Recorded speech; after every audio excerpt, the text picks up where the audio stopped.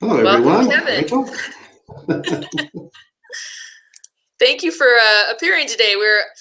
We overcame some technical difficulties, and here we are, just as in all days. Correct? That's right. Yeah, it's a continuing mystery, but when you're dealing with a software application that's still in beta, you expect these things. You don't like it anymore when it appears, but that's what happens. That's correct. Well, great. Well, thank you for being on today. You were introducing actually, or wanted to introduce what we were going to talk about today. Yes, we're going to wrap up our discussion on personal vision, and then if we have time, I know we're running a little late today, we'll talk a little bit about behavioral assessments and how we use those and how I use those as a TAB facilitator to work with coaching clients and TAB members as well as other parts of my practice. So I think if we look back, we talked about doing your personal vision and really critical parts of it being assessing your wants versus your needs, taking a look at what was really necessary for you to get to your goals, and realizing, of course, that they're your goals, that's your vision, it's not someone else's. Although with the caveat that if you do have a significant other, husband, wife, what have you, that they need to be a part of that process. Right. Exactly. I was actually using the time when we were figuring this out, and just to recap what we had talked about last week, you had talked about the need to write down a factor of what we want to see in our financial material success. Exactly. What we want to see in our work role for our business or ourselves, and also our work personal life balance. And yeah, I was a little late to do it, but I did write down some factors. I was all excited because I had a pencil and a paper, and I was like, I might as well take this opportunity. And even just writing it down on paper feels very empowering. It does, and it takes something that's kind of vague and mysterious, and it starts to give you, let's say, a roadmap, somewhere that you can take a look, because as we all know, the well used and overused metaphor is that life is a journey. But I apologize for the phone ringing. It suddenly starts to ring when we do this. But it's a journey, and it's really, you need to know where you want to go before you can take off. It's one thing to go out and drive randomly or to get in a boat and just go in a random direction, but it's basically wasted effort unless you have a plan in mind. And this is the first step to sitting down and actually drawing out your plan, or mapping out where you want to go and what you want to accomplish. And I like that too. One thing that made me think of as I was writing my own factors down, it gave me an idea of like, okay, I will then know when I reach that I've hit that pinnacle we talked about last week, where this creates that foundation, but it also defines that pinnacle, that moment you're saying, okay, I made it. I achieved that vision. And it really didn't strike me till today that even just having it written down can identify for you that destination. And if you don't have it written down, how do you know when you can feel that satisfaction you finally got there? Exactly. And of course, your vision changes, your plans change. What you wanted when you were 25 is probably not what you want when you're 45 or 55 or older. Yeah. The vision is something that's not cast in stone. It is definitely something that changes over time with the change in life circumstances. When you're 25, you may not have a family. When you're 45 or 55, you may well have a spouse and kids. Yeah. And they become much more important parts of that. But along with that, there's that self-actualization piece, the piece of what's important to you and what makes you tick. I think I emphasized last time that your vision really comes from your values. And your values really influence the vision, and you need to create your vision through the lens of your values. I love that. That's great. Because that keeps you rooted, and it makes the vision much more personal for you. Because part of what I ask when I do this is, where are you spiritually? Where are you in your community involvement? Is that important to you, or is that something that you're interested in? Right. And many people are, and an equal number are not. That's right. They may not be interested in those sorts of things, or they may not be spiritual people, but they really are passionate about animal welfare, or passionate about helping people that are less fortunate than themselves. And those are things to keep in mind, because that comes into play later when, as part of this process, I asked people that I work with what they really want to do. What do you have a book in you? Do you want to learn to paint? Do you really need to travel? What sorts of things are in there that need to be expressed or want to be expressed? Because ultimately it gets to the point of whether you own a business or whether you're working for someone else. When you don't do that anymore, you don't want to do that anymore. Because one of the really important questions we ask is, what are you going to do to fill the void?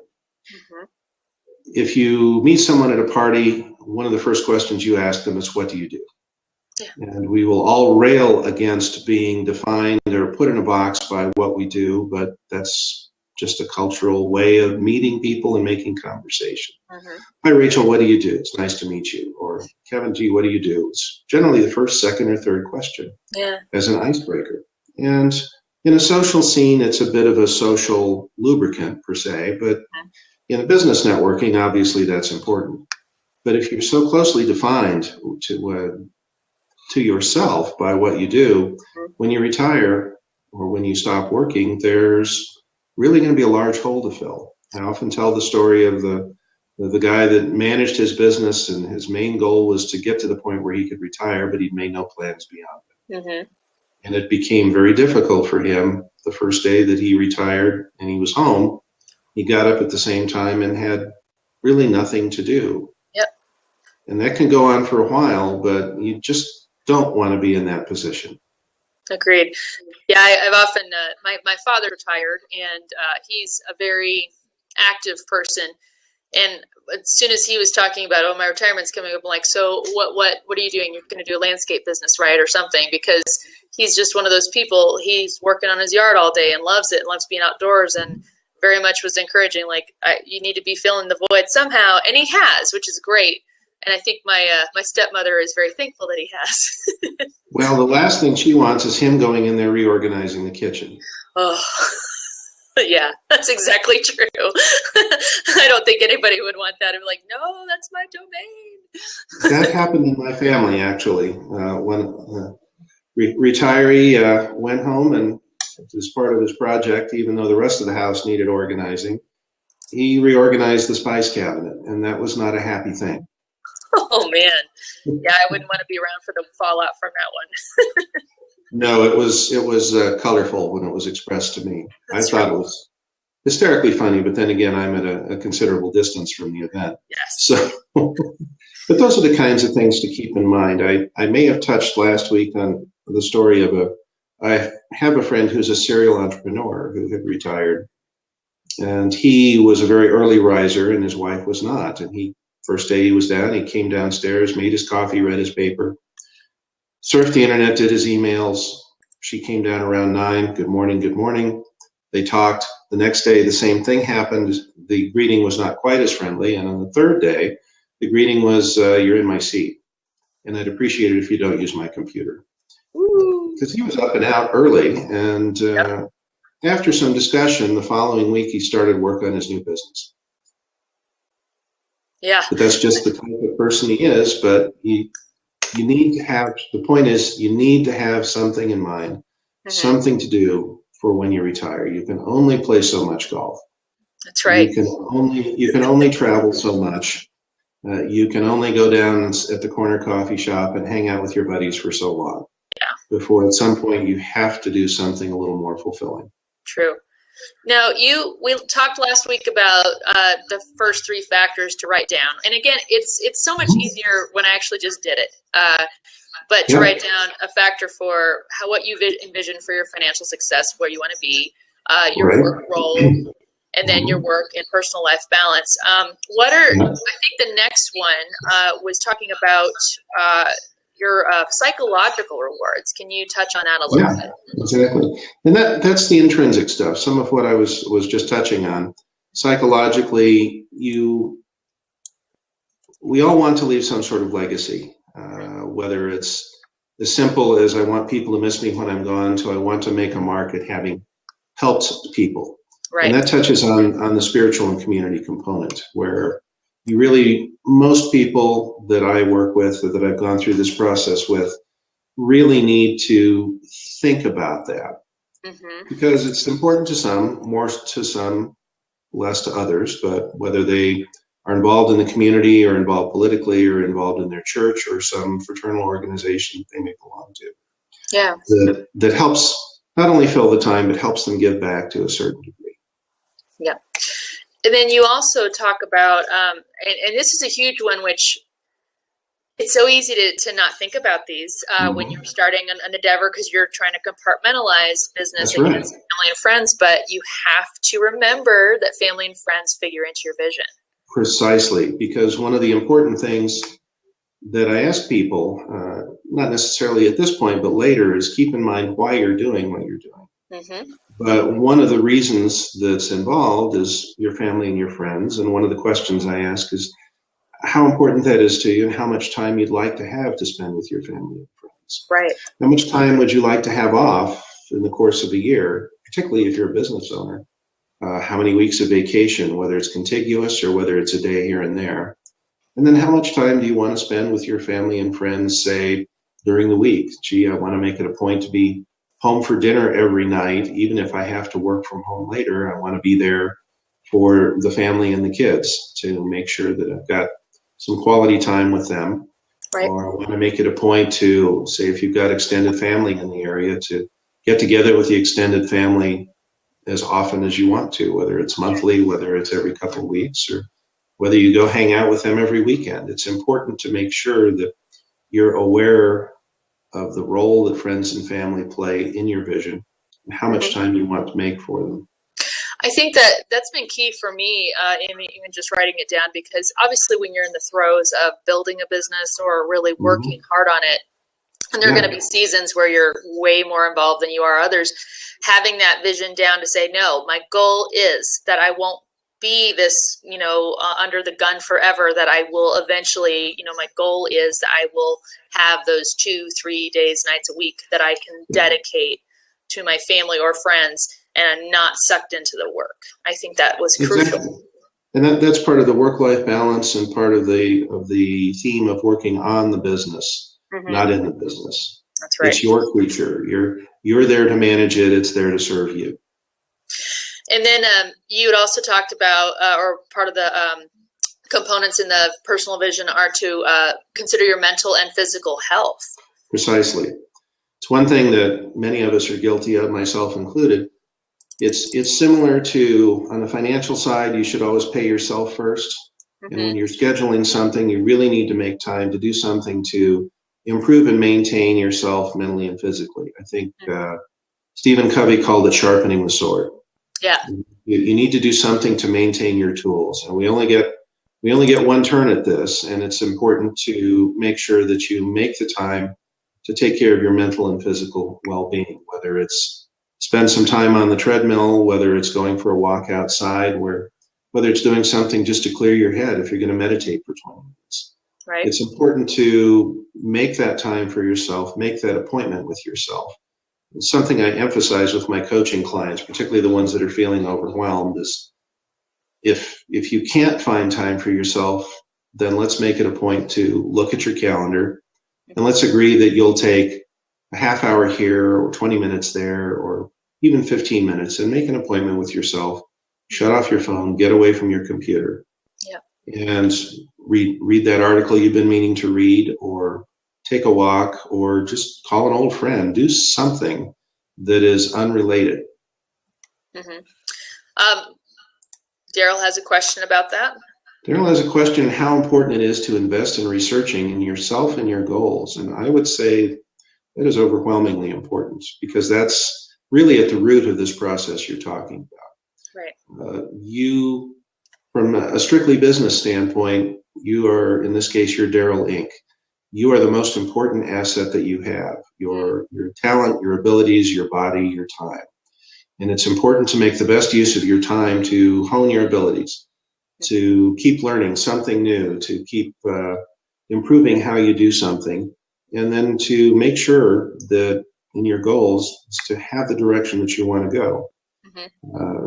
Part of this process is really to help you determine what it is that really turns your crank in terms of what you like to do for a living or what you ultimately want to do if you're not doing it now, and then moving forward in that direction. So excellent question. That really hits the nail on the head as to what we're trying to do here. Yeah, thanks for asking that, Daryl. That was good.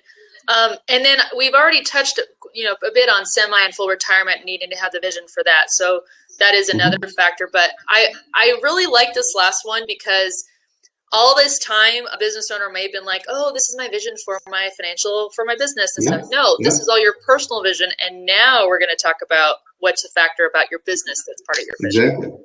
Exactly. Yeah. Because really this is all about regarding your business, and it may be something that you keep to yourself if you have employees, or it may not be. But regarding your business, I always tell people to begin with the end in mind, particularly with a business. And that is, at some point, you need to exit the business. And it's a question, many businesses cease to exist when the business owner ceases to do business. Right. Say a sole practitioner with a consulting practice or something like that, more than likely will cease, unless they bring in an associate and transfer it and sell it to that. Other businesses that have ongoing customer lists, customer needs, practices, have inventory, those sorts of things, or service businesses have a life of their own. And really, you as a business owner at that point, somewhere when you're planning your exit, need to decide what you want to do with it. I've had clients tell me they want to die in the saddle. I'm going to stay in this business. I'm not going to retire. I'm going to stay active. Well, okay, then we move into estate planning. But for the most part, it's, well, I'd like to stay involved in some sort of business, or I do want to sell the business, whether it's to an outside buyer or if it's someone internal or someone they know, start planning how they're going to approach that. There's nothing worse than having a family business thrust onto a second or third generation family member who has no interest in the business. That's right. An example I use when I'm giving a presentation on this is a firm that, I think it was an electrical supply house, where the son was always the one that was deemed to be this heir apparent and successor. And he acceded to his family's wishes. When his father retired or passed away, I forget which, the son did take over the business and ran it. He was absolutely miserable. He was successful at it, but it wasn't what he wanted to do. He really wanted to be a photojournalist and travel the world. That was his ambition. And he put that away and ignored his own personal happiness and goals. So that was very altruistic of him, but he was absolutely miserable doing that. Well, and unfortunately, we are probably at the end of our time, but I'd like to use that. Could you tease out what we could talk about for the next session about, you were talking about that assessment you do with business owners? Next time we'll talk a little bit about it's called the DISC assessment, and that is what I do when I start working with a coaching client. It talks about behaviors and communication styles, and it really helps give some insight into how people operate and how best to communicate with them and what drives them and motivates them. Nice. Well, and I would imagine, had that son been able to go through that and had a TAB coach like you to talk about, is this what you should be or want to be doing, he might have had a far happier existence than if he was just pigeonholed into something he was not happy doing. You hope so. Well, I believe it, because you definitely, I mean, even with just these the personal vision challenge, that's been, I mean, I'm looking at what I just scratched out on a piece of paper with my pencil. I'm like, wow, that actually really just helps me right now to focus. So just a little way that you've helped a small business owner here in Denver, Kevin. Well, that's good to know. That's right. Well, thank you, Kevin, for joining us. Thank you, everybody, for being able to be versatile and find our new link on Blab. I have posted Kevin's site link on the sidebar where you can find this and his past small business coaching brief videos. And we will be back next Friday I'd love to hear more about the DISC assessment. I have taken that before, but hearing about how you actually utilize that to make sure you're hitting the nail on the head when it comes to advising and coaching small business owners. Very good. Look forward to it. Well, great. Well, thank you, everyone, again. And we will be back next Friday in the 10 o'clock hour to talk to Kevin for the Small Business Coaching Brief. Have a fantastic Friday. Thank you, everyone.